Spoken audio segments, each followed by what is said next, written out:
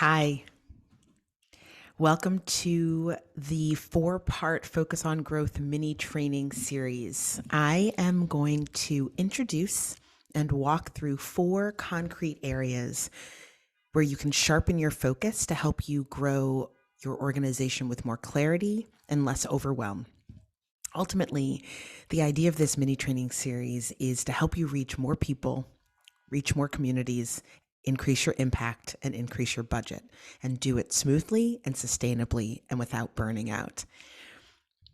So in this second mini training, I'm going to talk about how to think about the design of your organization and how to be intentional so that how you design your processes, your culture, your structure, your team will support and even fuel your efforts at growing your organization. For those of you tuning in for the first time in this video, my name is Brooke Richie-Babbage. I have introduced myself in the first training, but in case you're new to my world, I'll do a brief intro here. I have spent over 22, actually close to 25 years in the world of nonprofit and social impact, and my journey has been long and varied. I am a social justice lawyer turned nonprofit founder and leader. I've launched multiple organizations and raised millions of dollars to support and sustain their growth and their impact. And I've built and helped dozens of other organizations around the country build high impact teams and high impact and engaged boards. I am a professor of social entrepreneurship and nonprofit leadership. I'm a board member and officer for some really, really phenomenal social impact organizations here in New York City, where I live. And most recently, I'm the founder of the Nonprofit Mastermind podcast and a growth strategy consultant and executive coach through my Impact Accelerator program and my Launch Lab course. I focus on helping the leaders of growing nonprofits get the funding, staff, board, and support they need to massively scale their impact.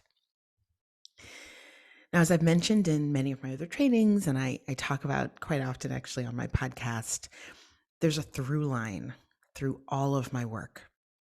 It's that I believe that I have a purpose and that it is to help organizations and people and passionate, mission-minded leaders build and sustain world-changing organizations.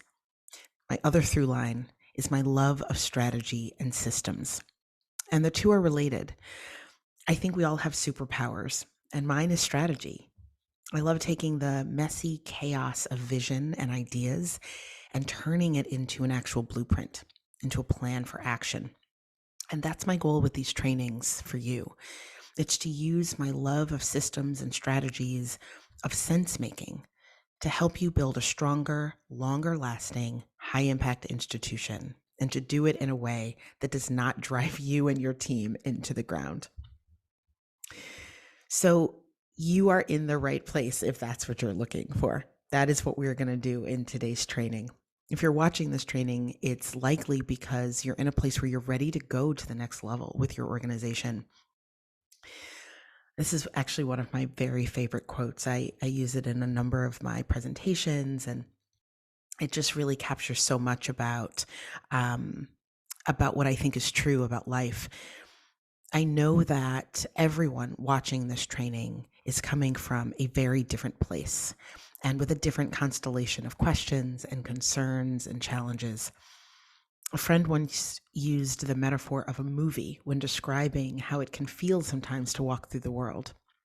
We're all in our own separate and distinct and fully fleshed out movies. Each of our movies has its own plot and story arc, its own villains, heroes. Mine has a soundtrack, lots of dramatic tension.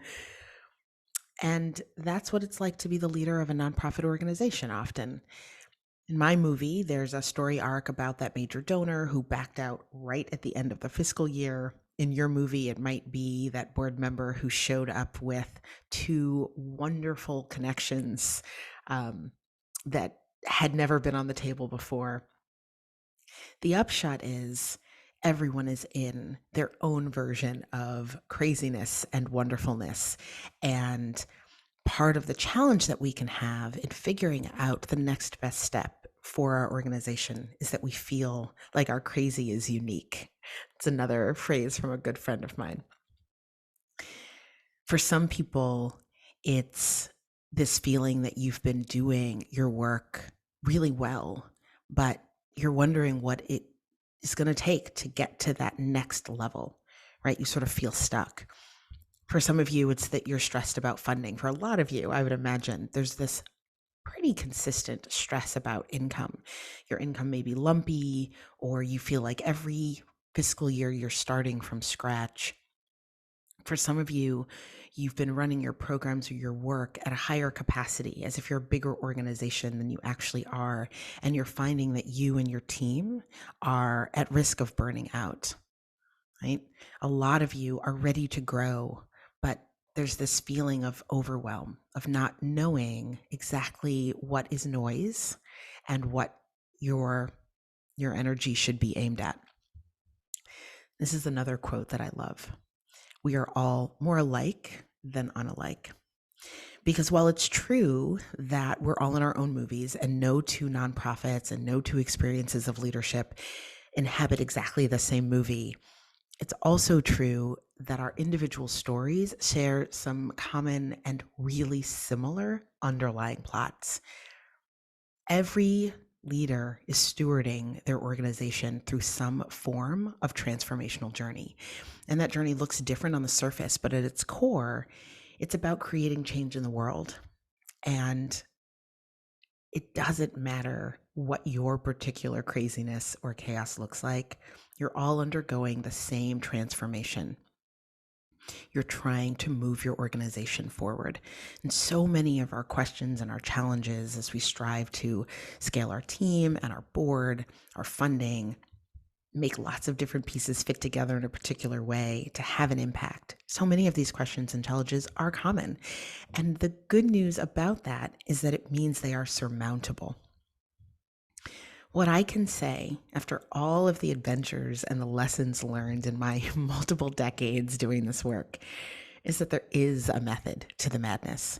And every organization is unique, but there are ways of growing that work. And I've had the fortune as a student, as a leader, as a board member, an officer, as a professor, to develop expertise around this method.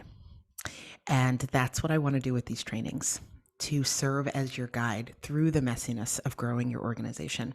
As a collection, the goal of this series is to pull back the curtain and give insight into the method behind the madness, the strategies that will actually help you build your team, increase your budget, activate your board, and fuel and sustain your growth.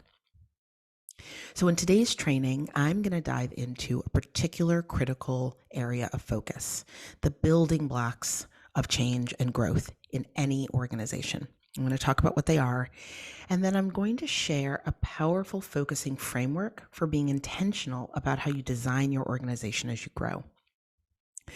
So let's dive in. When we talk about the building blocks of growth and stability and impact, what we are talking about are the building blocks of organizational design. It's a pretty sort of wonky way of saying there are intentional choices that we make, or we should be intentional about choices about our structure, processes, and culture in order to position our organization for growth and stability in the long term. When we are intentional about those choices, we are engaging in organizational design. When we sharpen our focus on these building blocks, we're able to strengthen the right key elements of our organization. So if you remember in the first training, I talked about the importance of strategy, growth strategy, and knowing the stage that you're at in the life cycle of a nonprofit's growth so that you can be really targeted about the next best step to take.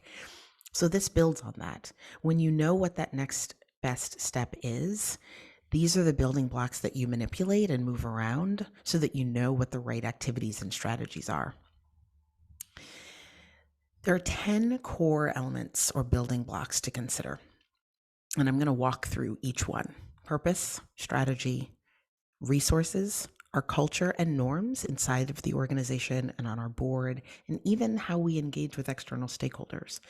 the structure of our organization, who's on our team, are the right people in the right roles, information and workflow, and how we work together, how we meet with one another, and how we use our time collectively, how issues of power and authority show up in our organization, how we demonstrate value through compensation, and how we engage around mastery and innovation in an ongoing way, how we learn, grow, and evolve as individuals and as institutions. So I'm going to walk through each one of these and highlight the kinds of questions that you want to ask yourself as you assess the role of these building blocks in your organization. After I go through all 10, we're going to talk about the 2 frameworks that you can use to apply these building blocks to your own organization. So first, purpose. This is really about your North Star. Why do you do what you do? And so the questions to ask here are, what is our reason for being? Does everybody on your team know what your reason for being is? What's meaningful about your work, particularly for organizations that are in later stages of growth, or in the sort of zone of maximization, which we talked about last time, the mature stage of development? It can be really important to go back and ask, are we doing work that is aligned with our purpose, right? Are we doing work that has the meaning we want it to have?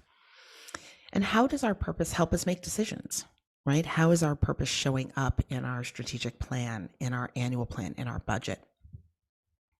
A second building block is strategy. How, as a team, as an institution, do we plan and prioritize? Are we clear about our path to our North Star? Are we clear about how we will carry out our purpose? How do we develop, refine, and refresh our strategy? What processes do we use? How often do we do it? Do we have a 3-year plan or a 5-year plan? Do we come together as a full leadership team and as a board, or does the executive director plan or refine or refresh on their own? Whose perspectives are included in the process? And how do we use our strategies to filter and steer our day-to-day work? Now, I want to emphasize that there are no right answers to these questions. These are guiding questions to make sure that you and everyone on your team, and by team I mean both your staff and your board, everyone under the tent, to make sure that they know the answers to the questions. Because often when you are feeling overwhelmed, when you do not know where to focus as you grow, at the core of that problem is a lack of alignment around one of these building blocks. So asking these questions, do we have the right perspectives included in the strategic planning process, in the refinement of our strategy, in the refreshing of our strategy?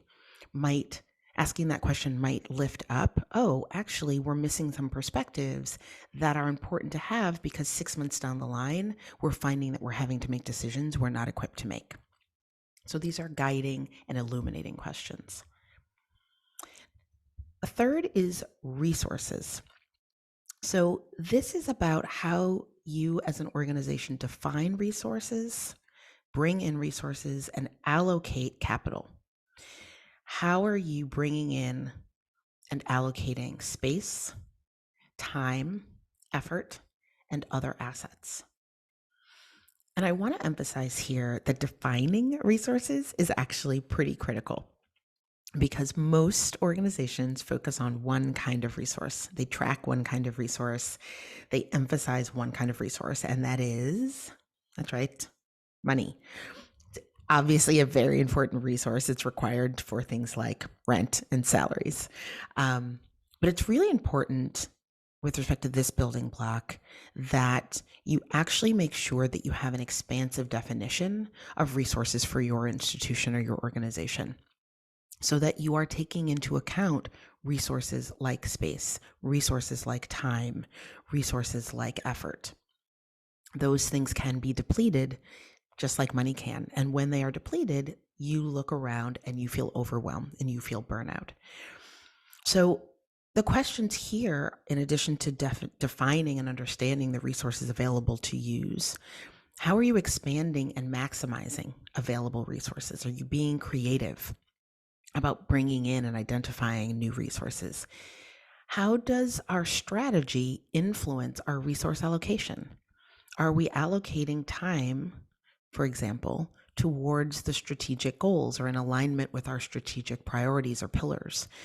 If you do a time audit, are we spending time? Are we spending money? Are we allocating effort towards the wrong things? How does our approach enable us to respond to emergent needs and events? Right? Are we actually saving resources for a rainy day so that as emergent needs come out, we're able to respond to them?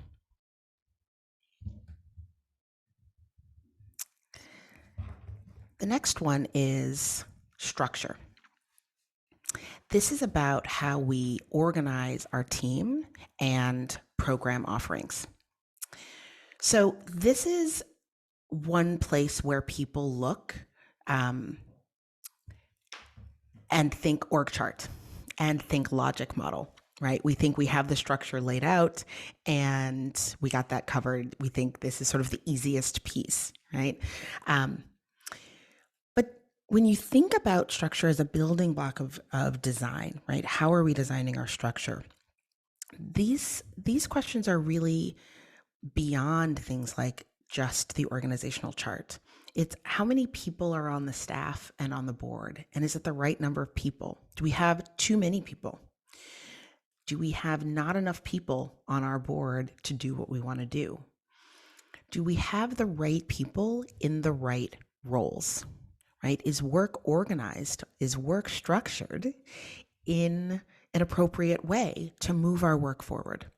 Right? Are we only considering titles, for example? I think one of the challenges that people have when they set up their org chart is that they look at titles. And I cannot tell you how many conversations I've had with leaders about, where they ask, well, who should be my director of development? Or how do I find a director of finance? Or, I really want somebody to oversee our advocacy and strategy, but we don't have, a director of programs yet. And so, it would be weird to have a director of strategy. And in those conversations, what's in tension is the roles that people need and the structure they're trying to sort of force. So the building blocks, the benefit of really thinking at the level of building blocks here is you ask yourself, what's the work we need done? And what's the best way to structure our team? If the work that you're doing, for example, is around advocacy, then the structure should follow that, right? Your programmatic offerings, your team, the people on your board, how many people you have, how you're organized, the way you set up your hierarchy should reflect the work that you're doing, should reflect your purpose, for example, right? The strategy that you've developed. And so you start to see that there's this interplay between these building blocks that as you manipulate them and think about their design, they bounce off of one another and they relate to one another. Next, we have information and workflow. And this is about how you divide and organize information and work, right? How do you share information with one another so that your work can be accomplished? Do you use technology? Do you use email? Do you use meetings? Is most of your information shared internally, asynchronously or synchronously? This is something you want to ask information flow, both internally and with respect to external stakeholders. How are you sharing information? How is information flowing outside of your organization so that your mission can be accomplished? Are you sharing the right information with donors and supporters and potential donors and funders? What is the relationship between your workflow and your structure? Do you have a team structure where the people at the very top are sharing information with people at the very bottom? Is that the right workflow? Right? Are there gaps in your workflow? Does your structure, if you set it up the right way, suggest that that certain people should be working together or information should flow in particular ways? How do you get information to the people who need it in order to act on your behalf? This is often a question that comes up with board members. Are they getting the information they need? Right? What's the flow of information? Is it not frequent enough? Is it too frequent? I remember one of the sort of pivots we made on my board midway through my tenure as executive director was that I realized none of the board members were actually reading these updates that I would send them. I'd send every 2 weeks, just a quick update, or I thought it was a quick update in email form with some bullet points. This is what happened with our programs. These are some exciting updates. And I'd show up at board meetings every quarter and get questions that suggested to me that they weren't actually engaging with what I was sending. And so I brought it up and we talked about information and flow of information. And what I realized was that I was structuring the information in a way that was not easy for them to absorb. Their brains didn't want to take in bullet points. They liked visuals. They wanted something very high level that they could sort of take in a really easy way. So I created a dashboard.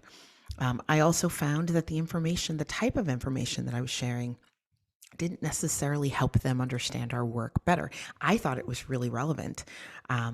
But when we actually talked about the kind of information they needed and in the way that they needed it so that they could act on our behalf as ambassadors, what I found was that they wanted information about our thought leadership. They wanted behind the scenes information about how our mission was playing out in the media and in the press so that they could talk about our work, not just in terms of our organization, but more globally in terms of how it was playing out in our broader society. And I hadn't been giving them that information.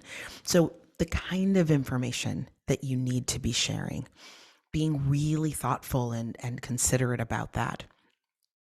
And then how does information flow between your organization and the people and communities that you work on behalf of? Are they also part of your consideration as you're thinking about communication? The next one is culture and norms. This is about defining and cultivating relationships. How, as an organization, do you identify, address one another's needs and expectations on your team and on your board? This is about management. This is about team culture. What are your implicit and explicit commitments to one another? How are you agreeing to show up and to work together? Are you being intentional about naming your team culture, your organizational norms? And finally, is your culture or your values manifest in how you move through the world? Do people outside of your organization understand the kind of culture you have and what you stand for internally? As you bring new people onto the team, onto the board, how are you translating and transferring these cultural norms to these people in a way that allows them to embody them with you? Next, we have meetings. This is pretty simple. How do you meet and coordinate? And I really love that this is its own building block because you want to ask yourself whether each meeting and your way of meetings, each meeting has a clear purpose and a clear structure. So this building block is about how do you use your synchronous time? This is a reminder to be intentional about how meetings are facilitated, who's facilitating them and why, how they're documented and for what purpose, and how does that intersect with the building block of workflow, right, and information, so that meetings, what happens in meetings can be used to guide future decision making. And this is a question I love, how do you improve or even eliminate meetings that are no longer serving you? How often do you ask that question? Right? Is there a natural checkpoint throughout your year to say, we've been meeting in this way for this reason, and the reason has changed or the reason has gone away? Do we need to change how we are meeting? Authority is about how decisions are made and how you engage with and address issues of power within the organization. This is about how you share power, who gets to make which decisions, who gets to tell who else what to do, what kinds of decisions different people get to make, right? A lot of organizations, as they grow, establish a leadership team. I think it's a really important level of structure, but it also requires an intentional engagement with this issue of authority, right? Are there certain decisions that people are going to feel left out of? And if so, how do you address that, right? How does that intersect with the building block of information sharing, right? Who gets what information so that they can make which decisions? This issue of authority is also about what is safe to try and what is not, right? Where is their autonomy? Where does one have power over decisions that they are making in their own work in their own space? And where is it safe to make those decisions without fear of retribution, particularly if the decision doesn't turn out well, right? If there is a fail, which often happens and should happen, and is a learning experience. And finally, we have compensation and mastery and innovation. So compensation is about how you demonstrate and signal value. And it's not just about salaries. Just like with our conversation about and thinking about resources, where I encourage you to think expansively about how you're defining resources beyond just money. Here you want to think expansively about how you demonstrate value to the people on your team, to your board members, to your supporters. How do you demonstrate value for the work that is being provided and produced? How do you signal that you are valuing people on your team, right? Demonstrating to them and signaling to others. And how do you demonstrate value to your external stakeholders, to advisors, to focus group participants, to teaching artists? One of the best examples of sort of intentionality around compensation that I have seen that I really like, it's a really simple example, but I think it's really powerful, is that there's an advocacy organization that I have done work with for the last 15 years.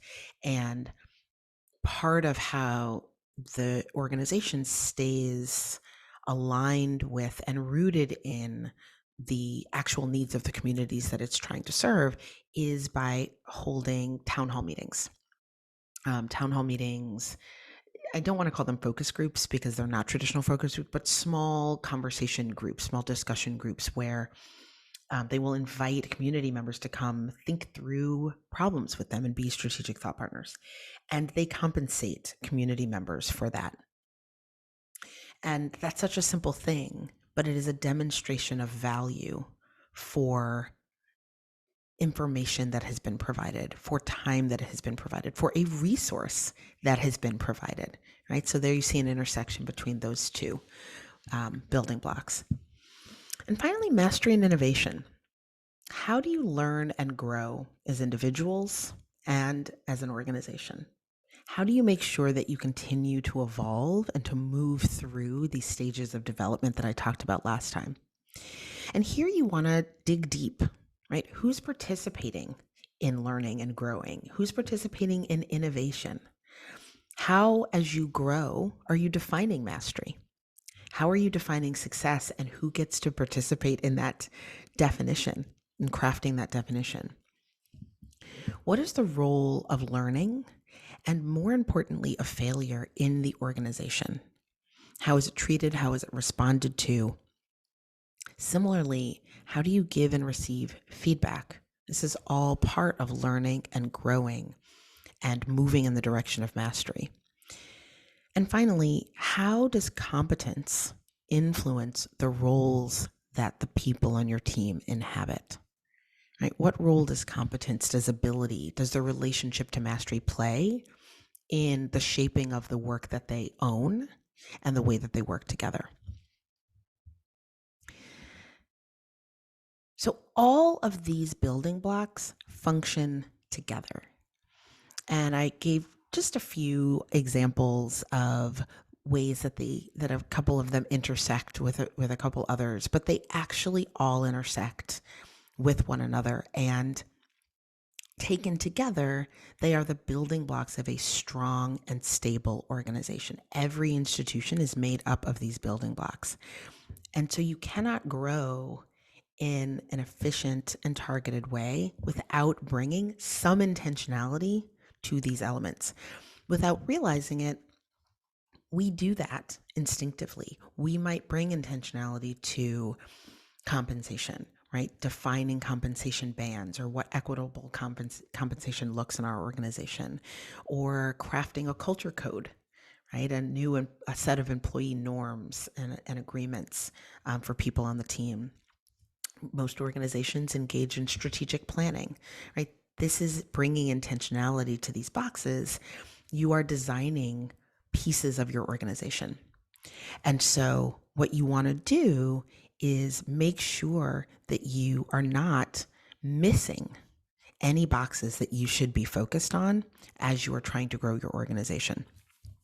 So what does it mean to bring a focused approach so that you don't miss any of these boxes, right? Bring a focused approach to these core elements.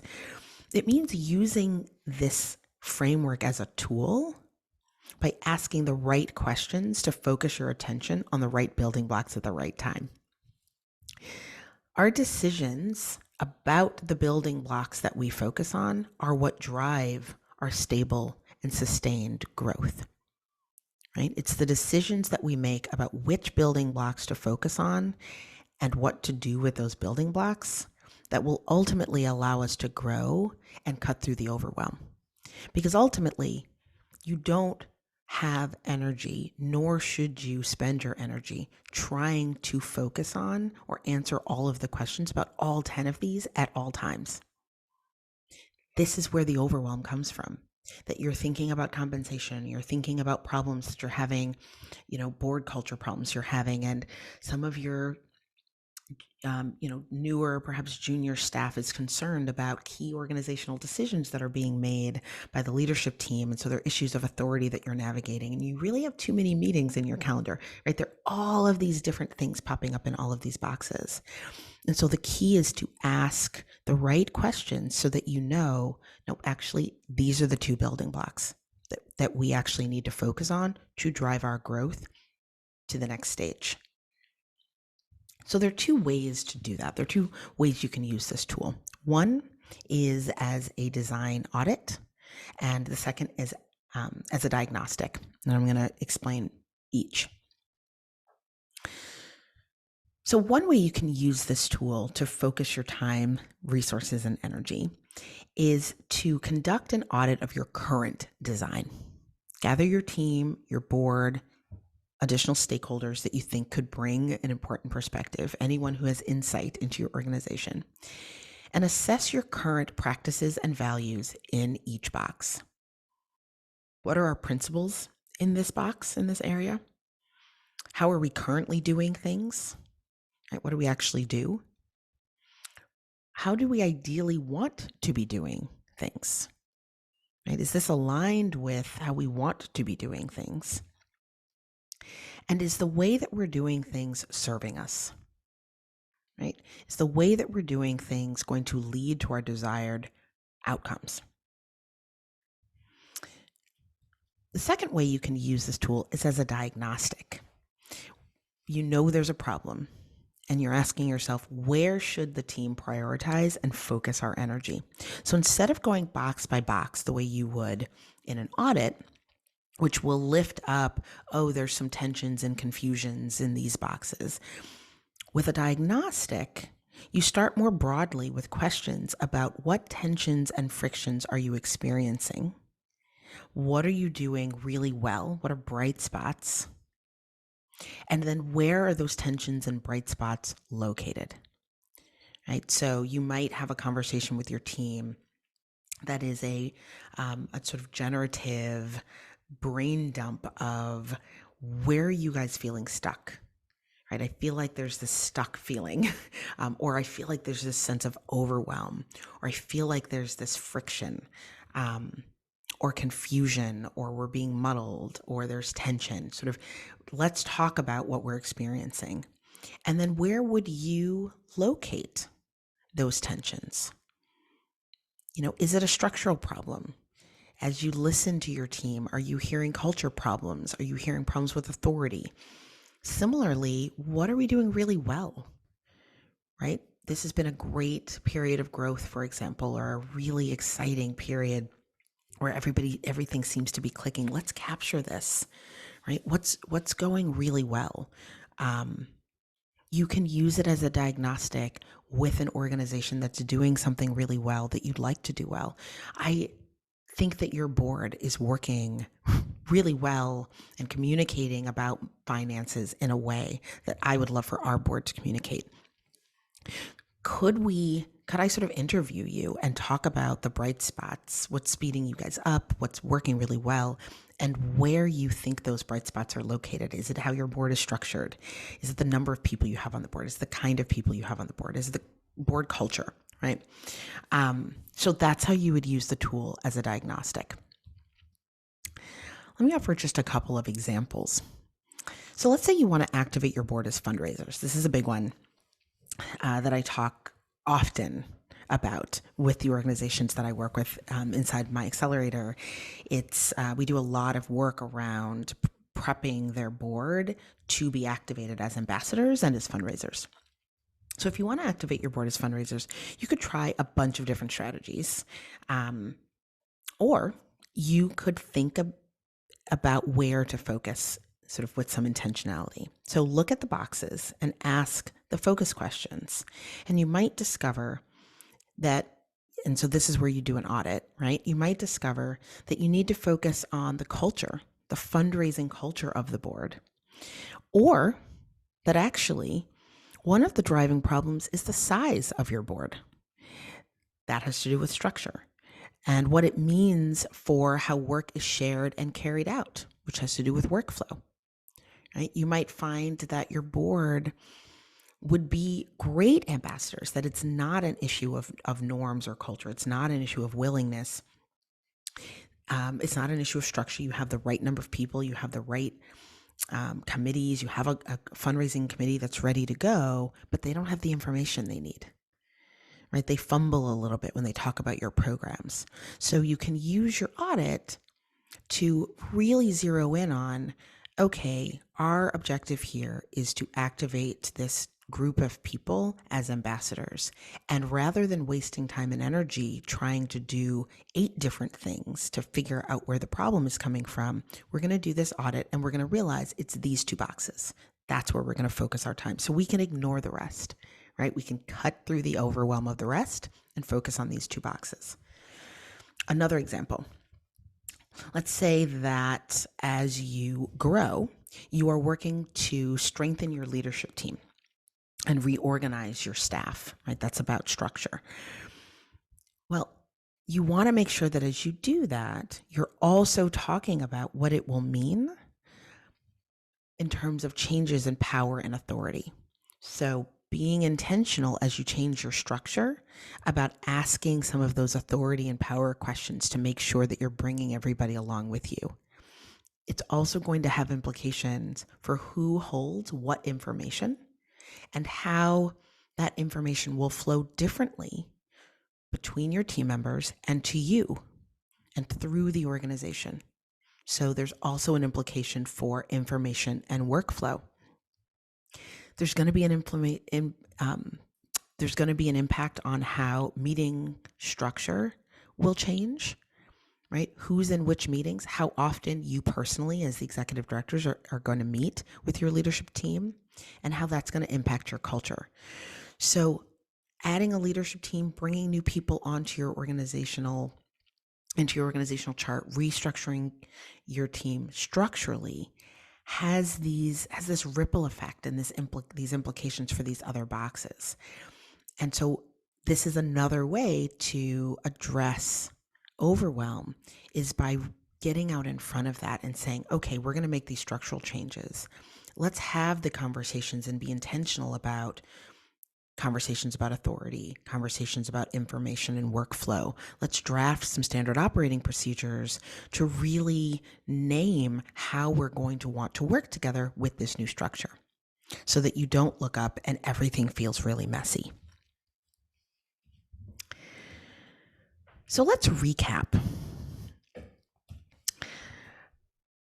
You've learned that all organizations are designed with the same 10 building blocks. And we've talked about how the more focused you are on the right building blocks, on the design of your organization, The less time, the less resources, and the less energy you'll waste on things that are not critical. Your focus on design is what will set you up to make the specific strategic and concrete changes that you need to move your organization to whatever the next growth stage is you're trying to achieve, as we talked about in the first training. I've shown you the two ways that you can use this organizational design framework to focus your attention on the things that you need to focus on and remove from your attention the things you don't need to focus on, the audit and the diagnostic. Finally, I hope that you have seen how this level of focus is not just a nice to have, how it saves money and time and energy when you know where to focus. And this framework of organizational design is a really powerful tool for knowing where to focus. So in the next training, I'm going to talk about the budgeting secret that will unlock incredible growth potential by helping you focus your finances. That's the focus for growth topic we're going to talk about next time.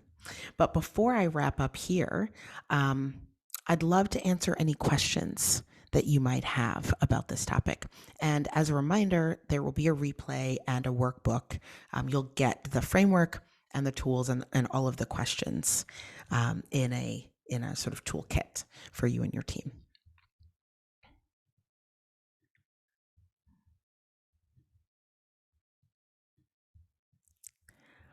Thank you so much for being here. I hope this was helpful, and keep an eye out for the replay and the toolkit. Have a great afternoon.